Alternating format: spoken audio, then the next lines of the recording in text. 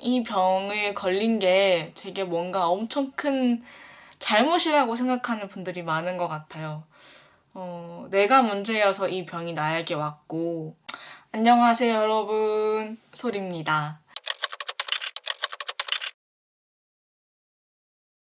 오늘은 제가 책을 읽으면서 여러분들과 나누고 싶은 내용이 있어서 그걸 좀 소개하려고 찾아왔는데요. 먼저 책 소개를 해드려야겠죠. 제가 지금 읽고 있는 책은 이 책입니다. 놓아버림이라는 책인데요. 위에 내 안에 위대함을 되찾는 항복의 기술입니다. 저 맨 처음에 항복을 행복으로 읽고 또 무슨 행복의 기술이야. 행복의 기술이 어딨어. 막 이렇게 생각했었는데 항복이더라고요. 그래서 여튼 좀 새롭게 다가왔었어요. 책 제목이 놓아버림. 굉장히 뭔가 철학적이고 다소 불교의 느낌도 나고 그쵸?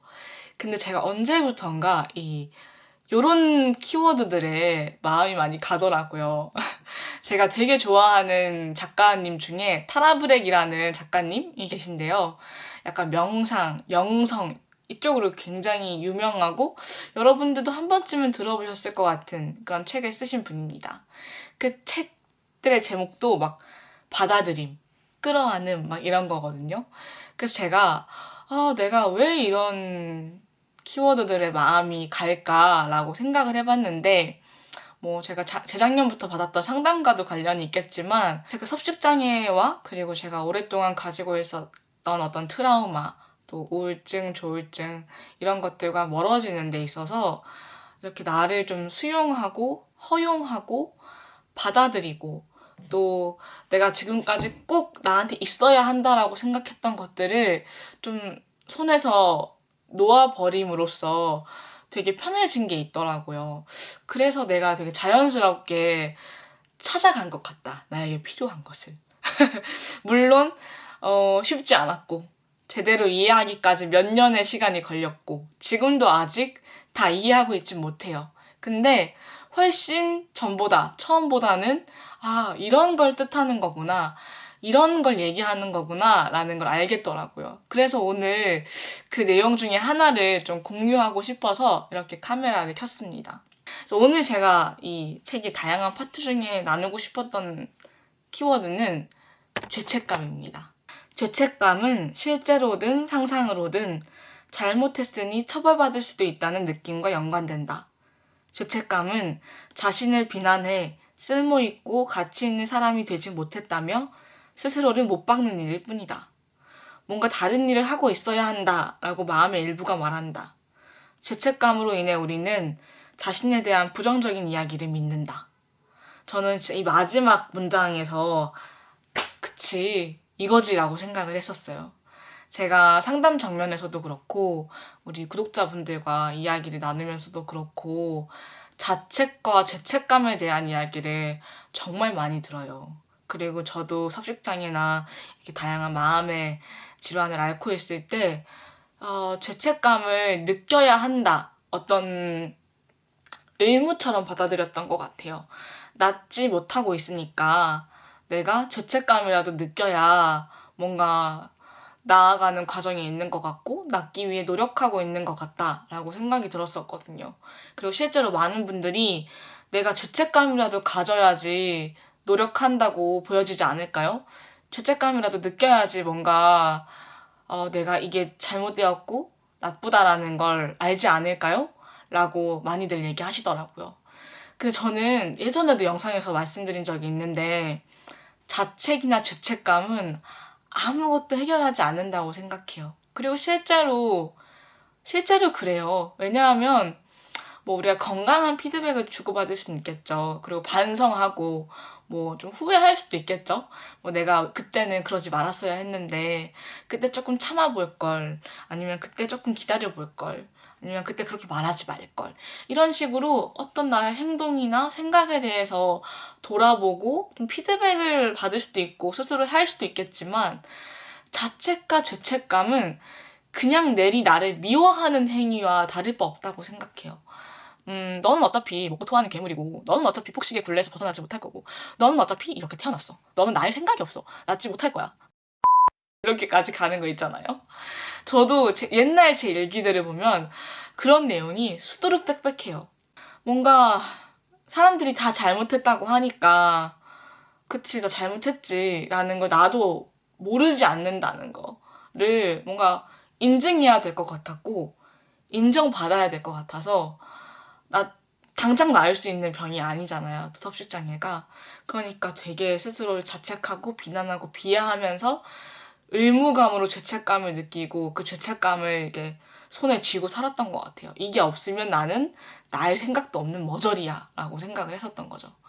근데 오히려 죄책감 때문에 제가 더 저를 믿어주지 못하는 상황이 생기더라고요. 저는 내가 말하는 걸 다른 사람도 듣지만 나 자신도 듣는다고 생각하거든요. 그래서 우리가 어떤 말을 하는지가 되게 중요하다고 생각해요. 제가 한창 이 섭식장애와 멀어지겠다라고 노력을 할 때 다이어트라는 단어를 입 밖으로 꺼내지 않는 챌린지를 했었는데, 그 이유도 머릿속으로 생각하는 건 어떻게 뭐 멈출 수가 없는데 입 밖으로 꺼내는 건 참을 수가 있잖아요. 근데 입 밖으로 꺼내는 순간 이게 뭔가 퍼지면서 더 막 다이어트 생각을 하게 되고 다이어트 얘기를 하게 되더라고요.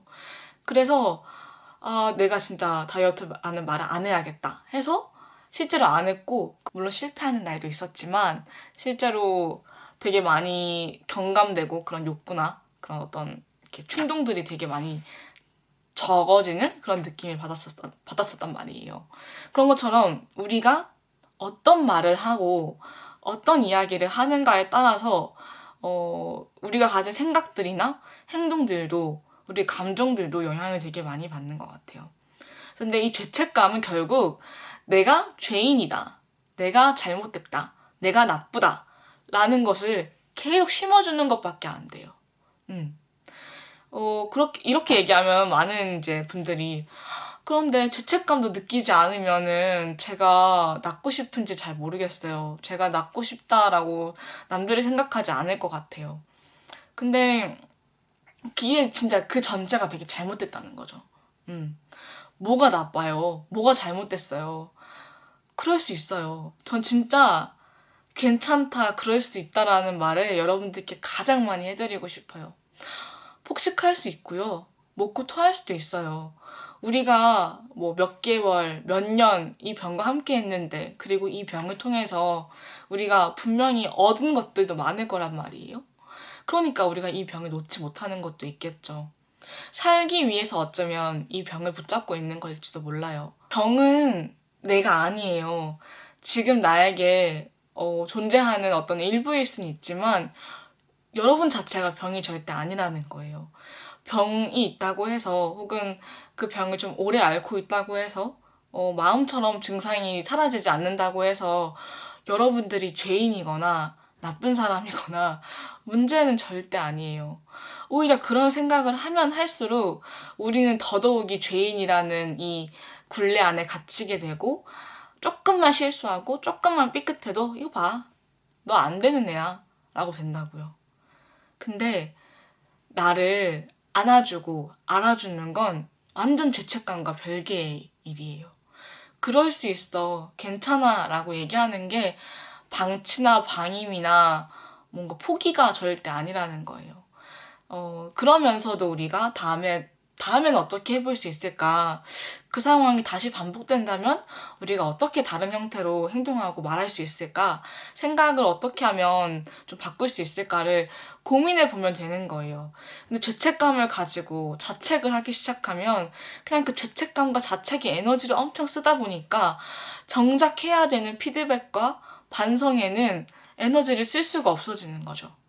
오히려 죄책감과 자책은 우리를 더 힘들게 하고 더 못난 사람으로 느끼게 하고 이 병을 더 붙잡게 해요. 왜냐? 이 병이라도 있어야 내가 뭔가 하고 있는 것 같으니까, 뭔가 노력하고 있는 것 같으니까 모든 것을 되게 혼란스럽게 만든다는 거죠.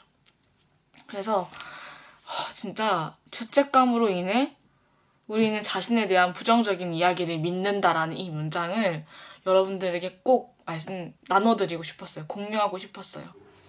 죄책감과 자책으로는 아무것도 나아지지 않고 해결되지 않습니다. 네. 여러분들이 나아가려면 일단은 그 병을 병으로 인정해 주셔야 되고, 그리고 그 병을 앓고 있는 나를 그럴 수도 있다, 괜찮다 라고 말할 수 있어야 돼요. 이 병에 걸린 게 되게 뭔가 엄청 큰 잘못이라고 생각하는 분들이 많은 것 같아요.